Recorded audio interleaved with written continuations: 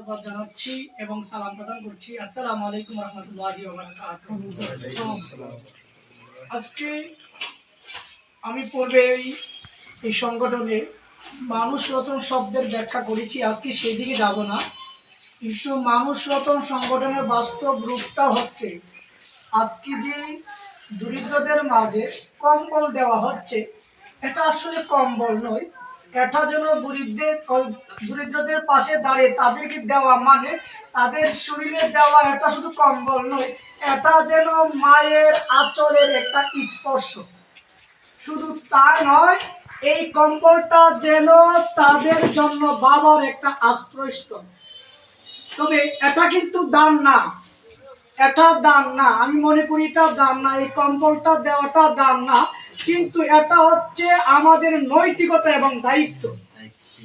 এটার নৈতিকতার দায়িত্ব হিসাবে আমরা মানুষের পাশে মানুষ রতন সংগঠন দাঁড়ানোর চেষ্টা করেছি।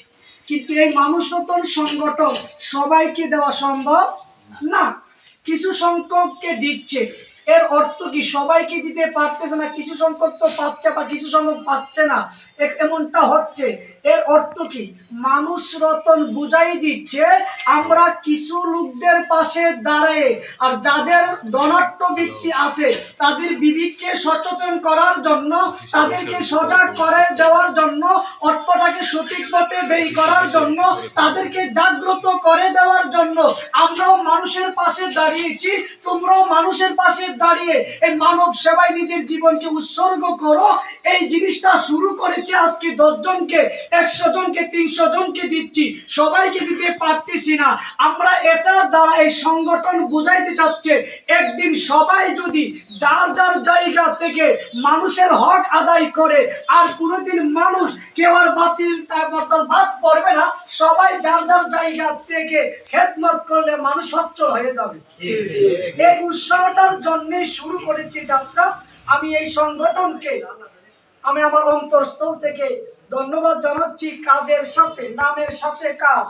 অনেক মানুষের নাম অনেক সুন্দর, নাম মুমিন, কাজ কিন্তু মুমিনের নাম। নাম অনেক সুন্দর কিন্তু কার্যকারিতা সুন্দর না। কিন্তু সংগঠনের নাম এবং বাস্তবতা, এটা আমি প্রশংসা করছি তা না, সৎ কথা বলতেছি। তবে এটার জন্য তৌহিদ ভাই থেকে শুরু করে আমার বাজান আব্দুল সাত্তার আছে, নাইম ভাই আছে, মনির ভাই আছে, আরো যারা আছে, তাদের প্রচেষ্টা।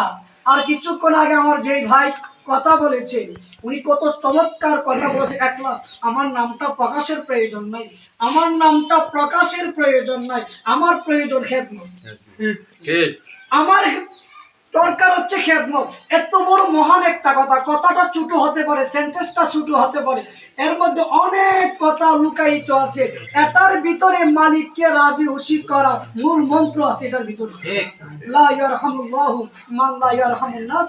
যেই ব্যক্তি মানুষের উপর দয়া করে না, আল্লাহ তার উপর দয়া করে না। আমরা একে অপরকে, মানুষকে শুধু টাকা পয়সা দিয়ে নয়, পরামর্শ দিয়ে হোক, যেইভাবে হোক মানুষ মানুষের পাশে দাঁড়াবো, এটাই আমাদের নৈতিকতা এবং দায়িত্ব। সেই দায়িত্বটুকু পালন করার তৌফিক দান সবাই বলুন আমিন। ওয়া আখিরি দাওয়ানা আলহামদুলিল্লাহি রাব্বিল আলামিন। আসসালামু আলাইকুম ওয়া রাহমাতুল্লাহি ওয়া বারাকাতুহু।